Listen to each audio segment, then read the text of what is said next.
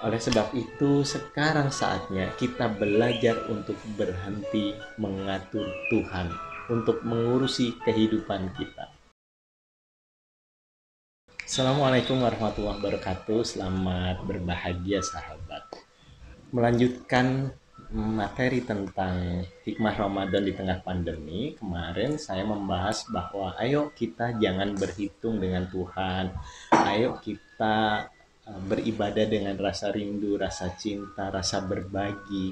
Ayo kita berhenti mengejar pahala, mengkoleksi pahala. Karena ujung dari mengkoleksi pahala, ujung dari mendapatkan pahala, kita merasa berjasa pada Tuhan.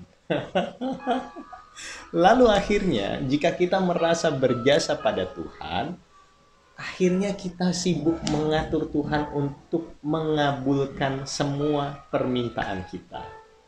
Oke? Sudah berapa banyak kita mengatur Tuhan untuk mengurusi kehidupan kita? Padahal kita tahu bahwa Allah yang maha tahu segalanya, Allah yang maha mengatur, Allah yang maha presisi mengatur segala sesuatu. Jika alam semesta yang luasnya tidak kita ketahui, lalu mengapa kita sibuk mengatur Tuhan atas kehidupan kita? Loh mas, kan memang kita disuruh berdoa. Oh iya, doa adalah doa adalah sapaan mesra kita pada Sang Ilahi. Doa bukan permintaan. Jikapun doa meminta untuk kebaikan sesama dan semesta, untuk kebaikan orang lain, bukan untuk keakuan diri kita, gitu loh.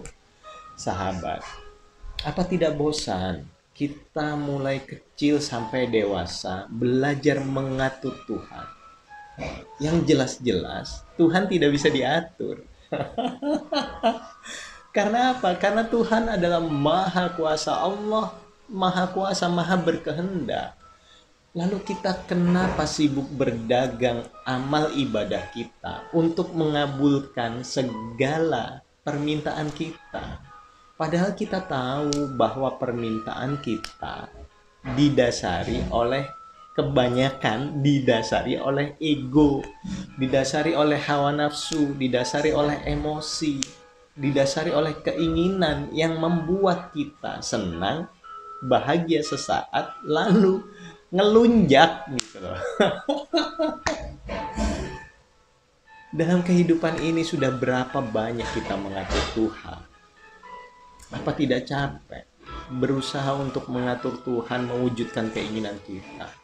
Kapan kita belajar untuk berserah total pada Sang Ilahi? Kapan kita belajar untuk menyerahkan, beautiful surrender, berserah total pada Allah gitu loh? Kapan kita belajar melepas? Jika hidup kita diisi permintaan yang ujungnya hanya untuk mengabulkan segala keegoisan kita. Di dalam Al-Quran sudah jelas dibicarakan di surat An-Nisa ayat 19.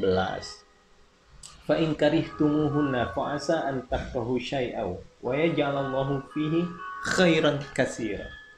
Karena mungkin kamu tidak menyukai sesuatu, padahal Allah menjadikan padanya kebaikan yang banyak. Nah, dalam kehidupan kita, kita sering sekali merasa kita menderita, kita tidak nyaman, karena merasa kita tidak on the track. Padahal itu on the track sekali. Semua manusia suci selalu diberi anugerah persoalan kehidupan. Agar apa? Agar semua manusia suci belajar mengenal, menyadari Tuhan sepenuhnya, seutuhnya. Nah, jika kehidupan kita ingin lempeng terus, ingin nyaman terus, ingin enak terus, ingin keinginan kita semua terpenuhi, semua dicukupi, semua terjadi, apa enak kehidupan yang seperti itu? Nggak enak. Jantung kita aja berdetak loh. Kadang naik, kadang turun, kadang naik, kadang turun, kadang naik, kadang turun. Ini yang harus kita pahami, bahwa ayo kita dalam kehidupan ini sibuk berserah, sibuk bersyukur gitu. Kan ayatnya begitu ya. La in syakartum la azidannakum wa la in kafartum inna adzabi lasyadid. Hati-hati meminta atau mengatur Tuhan masuk dalam ranah kafartum, menutup rahmat Allah, tidak percaya pada pengaturan sang ilahi, lalu kita mendapat azab yang pedih dari sang ilahi, gitu loh. Nah, bagaimana menyikapi kehidupan kita yang menurut kita sendiri tidak nyaman? Ya, kita harus kembali ke dalam diri terlebih dahulu.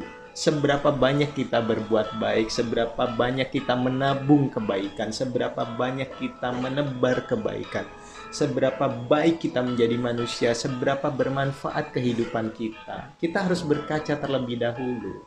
Jikapun kita harus meminta, ya mintalah, tetapi minta kebaikan bagi sesama dan semesta. Bukan untuk diri kita sendiri. Loh, Mas, kan di Al-Qur'an jelas wa idza sa'alaka ibadi anni fa inni qarib ujibu da'watad da'i idza da'ani. Ujibu. Aku akan menjawab. Iya, Allah akan menjawab dakwata, panggilan, seruan, sapaan, dai, orang yang menyapa, idza da'ani, jika dia menyapa kita. Bukan aku akan mengabulkan orang-orang yang meminta, tidak. Kita hanya disuruh menyapa Tuhan dengan penuh keindahan, dengan penuh senyuman, dengan penuh kerinduan. Mari di tengah Ramadan yang dikepung oleh pandemi ini, ayo kita belajar untuk melepas segala kemelekatan diri. Ayo kita belajar untuk berjalan lebih ringan dari beban-beban, segala beban kehidupan yang kita buat di dalam pikiran kita. Ingat, sahabat, yang bisa kita atur dalam kehidupan ini hanya 3, yaitu pikiran kita, perasaan kita, dan tindakan kita. Oleh sebab itu, sekarang saatnya kita belajar untuk berhenti mengatur Tuhan, untuk mengurusi kehidupan kita.